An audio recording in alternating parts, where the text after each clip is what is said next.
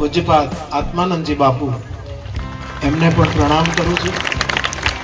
બાર પટોળીથી પધારેલા પૂજનીય માં ઉર્જામાં આપનું સ્વાગત.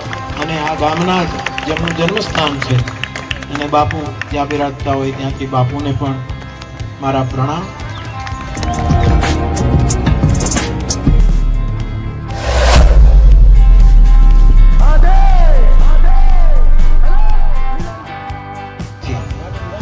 આ કાર્યમાં સેવા કરી છે એ પરિવારોને ખૂબ ખૂબ સાધુવાદ.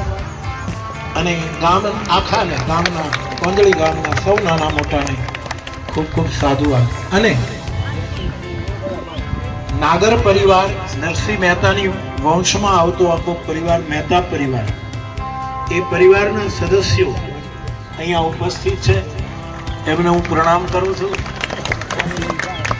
આ કોંદળી ગામ સમય એવો કઈ એક પણ વ્યસન નહોતું, ન બીડી, ન પાન, ન ચાય, અહીંયા કે મળે જ નહીં. સાહેબ, વર્ષો પહેલા તલગાજરડાથી સેંધળની અમે પદયાત્રા કરીએ અને વચ્ચે અમારે ચા પીવાની ઈચ્છા થાય તો એક ગામ એવું કે જ્યાં ચા ન મળે, બીડી તો અમારે સવાલ નહીં, પાનનો સવાલ નહીં, પણ બિલકુલ વ્યસન મુક્ત આ ગામને કરેલું યોગેન્દ્ર મહેતા સાહેબે. અને એમના આ નાગર વિચાર થયા, આખું ગામ નિર્વ્યસની હતું. હવે મને ખબર નથી, પણ હજી હશે જ એમ માનું છું. બીડી પાન ચાની મને ખબર નથી, પણ બીજા વ્યસનો ન હોય એવી હનુમાન પ્રાર્થના કરું છું અને વિનય કરું છું. બાપ, આ કોંદળી ગામ એટલે યોગેન્દ્રભાઈને તમે જોયેલા થિયોસોફિસ્ટ, ભાવનગર થિયોસોફિકલ લોજના એ પોતે અને યોગીની બેન, એ બંને મહેતા પરિવાર, નાગર પરિવાર. અને મારા માટે આનંદનો વિષય એ છે કોંદળી ગામ માટે કે એ મહેતા પરિવારના મૂળ પુરુષ જીવણદાસ મહેતા, જે અહીંના નાગર, અને સેંજળ ધ્યાનસ્વામી બાપા વિરક્ત સાધુ, જે અમારા મૂળ પુરુષ છે, સમાધિ પુરુષ, એના સંપર્કમાં આવ્યા અને એમણે ધ્યાનસ્વામી બાપા પાસે દીક્ષા માંગી, જીવણદાસ મહેતા નાગર. અને એમણે કહ્યું, દીક્ષા આપું પણ તારે વિરક્ત નહીં રહેવાનું, તારે ગૃહસ્થ થવાનું, તારે સંસારમાં જવાનું. અને ગુરુના આદેશથી જીવણદાસ મહેતા, જીવણદાસ બાપુ એ ગૃહસ્થ થયા. અને એ ગૃહસ્થ પરંપરામાં આ મોરારી બાપુ છે. આ અમારા વડીલો છે અને એ પરંપરામાં હું આવું છું. એટલે એક અર્થમાં અમારું પૈતૃક ગામ, જીવણદાસ મહેતાનું ગામ, એ ગામમાં ઉત્સવ છે ત્યારે આવવાનો મને વિશેષ આનંદ છે કે એ ગામમાં હું આવ્યો. ગામનો વિકાસ જોઉં છું, ગામની વ્યવસ્થા જોઉં છું, રાજીપો વ્યક્ત કરું છું. અને આપ સૌ જાણતા હશો કે મેં ઘોષણા કરી છે કે જીવણદાસ મહેતા નાગર, જે અમારા વડીલ છે ગૃહસ્થ, એમાં એ પરંપરામાં અમે બધા આવ્યા. એ મૂળ પુરુષ, એના સ્મરણમાં કોંદળીમાં એક રામકથા કરવી. કાકડી ગામે મારા ત્રિભુવનદાસ દાદા, જે મારા સદગુરુ ભગવાન છે, એ શ્રાવણ મહિનામાં કથા કરતા મહાભારતની. એ ગામમાં પણ એક કથા કરીને એ ઋણ અમે ઉતાર્યું.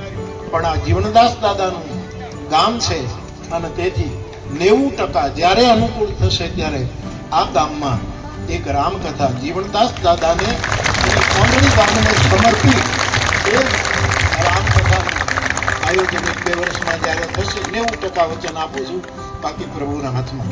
તો એવા કોંદળી ગામમાં આજે ઠાકોરજીના સ્વરૂપો વિરાજે છે, મહાત્માઓ પધાર્યા છે. બાપુ જુનાગઢમાં બેસી અને સનાતનની ધજા, ગિરનાર ઊંચો છે એના કરતા ઊંચી લઈ જવાની કોશિશ કરે છે. અને બીજો બાપુ આપણા આત્માનંદ બાપા, એને સાંભળવા એક વિશેષ લાભો છે. આ બધા સ્તંભો છે સનાતન ધર્મના. અને કોંદળી ગામે રામ, કૃષ્ણ, શિવ, દુર્ગા, હનુમાન, ગણપતિ આને ભૂલવા નહીં.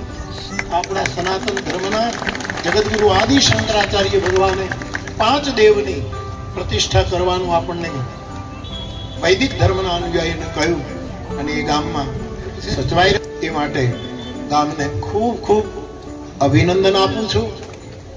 મને બહુ જ આનંદ થાય છે કે અહીંયા આવું એક સત્કર્મ થઈ રહ્યું છે. વિશેષ કંઈ નહીં કે તમારા રૂપાવટીમાં એક પ્રતિષ્ઠામાં હાજરી આપવાની છે અને પછી મજાદર કાગધામમાં પણ હાજરી આપવાની છે.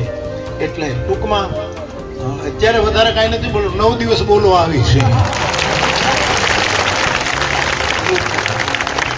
અને આ ગામની અસ્મિતા દુનિયામાં ખબર પડે કે આ ગામની અસ્મિતા શું છે, આ ગામનું મૂળ શું છે, એની આખા જગતને ખબર પડે એવો મારો પોતાનો મનોરથ છે.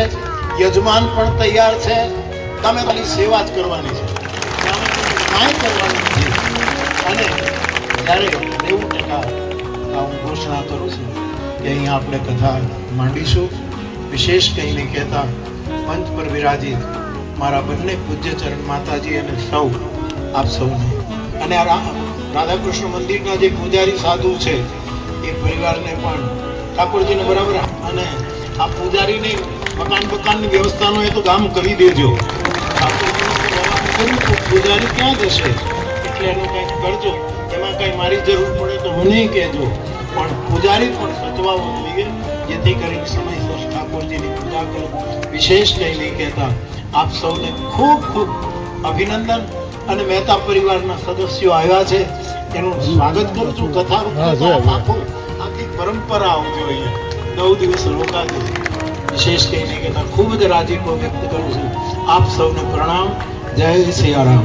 ભૂમિ ધન્ય છે ત્યારે પૂજ્ય બાપુના ચરણોમાં કોટી કોટી વંદન સમગ્ર કોંજળી ગામ આખાય વતી પૂજ્ય બાપુના ચરણોમાં વંદન કરીએ છીએ. રૂડા આશીષ આપણને પૂજ્ય બાપુએ પાઠવ્યા. અન્યત્ર બાપુને જવાનું હોય ત્યારે રૂપાવટીને બાપુએ જેમ વાત કરી મજાદર, ત્યારે પૂજ્ય બાપુના ચરણોમાં કોટી કોટી વંદન એમને આપણે વિદાય આપી. કેમ કે પૂજ્ય બાપુને અન્યત્ર જવાનું હોય તો સમગ્ર કોંજળી ગામ અને આ ભવ્ય અને દિવ્ય મંદિર પ્રતિષ્ઠા મહોત્સવમાં પૂજ્ય બાપુની ઉપસ્થિતિ એ આપણી આ પ્રતિષ્ઠા મહોત્સવ માટે દિવ્ય ક્ષણ હતી. પૂજ્ય બાપુએ આપણને રૂડા આશીર્વાદ પાઠવ્યા.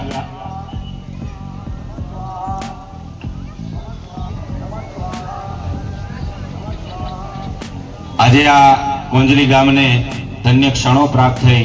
ભગવાન રાધાકૃષ્ણનું મંદિર ખૂબ પાલરોભા બાપુ પાલિયાનો એક દુહો છે કે પદમણ રાધા પરવરીને કુબજાને વશ થયો કાન, ભૂલી ગયો ભગવાન તું સંબંધ રાધાનો શામળા. મથુરા જઈને માલ તો કેતાક વૈભવ કાન, તેથી ભૂલી ગયો ભગવાન સંબંધ મામાનો શામળા.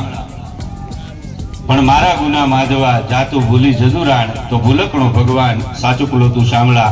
આજે કોંજળી ગામના આંગણે યોગેન્દ્રભાઈ મહેતા પરિવાર જ્યારે ઉપસ્થિત છે ત્યારે પૂજ્ય બાપુ એમને સન્માનિત કરી જોરદાર તાળીઓના ગડગડાટથી આપણે વધાવીએ. આ મહેતા પરિવારનું આ કોંજળી ગામ માટે જે યોગદાન છે એ અનન્ય છે અને આ પરિવારને પૂજ્ય બાપુ રૂડા આશીર્વાદ પ્રદાન કરી રહ્યા છે. ત્યારે પૂજ્ય બાપુના ચરણોમાં કોટી કોટી વંદન પુનઃ પૂજ્ય બાપુની અત્રે ઉપસ્થિતિ થઈ એ બદલ ખૂબ હૃદયના ભાવથી આભાર ભાવ સાથે પૂજ્ય બાપુને આપણે વિદાય આપીએ. ઇન્સાનની ઇજ્જત રાખી છે. કલસરિયા સાહેબને જોરદાર તાળીઓના ગડગડાટથી વધાવીએ. મારું નાવ ડૂબે મજદારે એ પર ન હસો તટના વાસી, મેં મારું નાવ ડૂબાડીને સાગરના તોફાનની ઇજ્જત રાખી છે. જે સ્થાન લઈને આવ્યો છું એ સ્થાનની ઇજ્જત રાખી છે. એવા શ્રી ડોક્ટર કલસરિયા સાહેબ તેમજ શ્રી મનુભાઈ રત્નાભાઈ હળિયા બ્રહ્મનાથથી ગુંજી ઉઠે વિશુદ્ધ ભાવનાથી જયકાર કરશું. મુરલીધર ભગવાન કી સનાતન ધર્મ કી નમઃ પાર્વતી પદે. ચૈતન્યમ શાશ્વતમ શાંતમ વ્યોમાતીતમ નિરંજનમ નાદબિંદુ કલાતીતમ તસ્મૈ શ્રી ગુરુવે નમઃ. કોંજળી ગામ મધ્યે નૂતન મંદિરની અંદર પ્રાણ પ્રતિષ્ઠા મહોત્સવ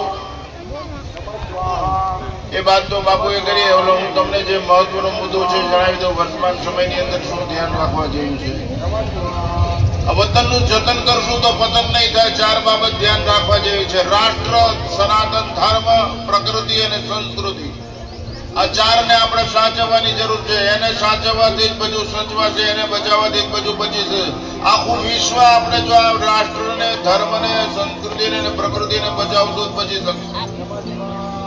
જે ધર્મ ઉપર સત્તા અને સંપત્તિ આવી હોય એ ધર્મ વિમુખ હોય છે. એ ધર્મ અધર્મ તરફ લઈ જાય, એ ધર્મ હિંસા તરફ લઈ જાય, એ પ્રેમ માર્ગ છે, એ ભૌતિક માર્ગ છે, વિષય તરફ લઈ જાય, વસ્તુ તરફ લઈ જાય, રાગ તરફ લઈ જાય, મોહ તરફ લઈ જાય.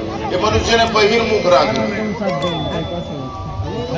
આ જોઈ લો, અમેરિકા અને ઈરાનની દશા. સત્તા અને સંપત્તિ આવી છે, સ્વકેન્દ્રિત હોય, વ્યક્તિગત સ્વાર્થી હોય, બીજાના સુખને છીનવીને સુખી થવા પ્રયત્ન કરે.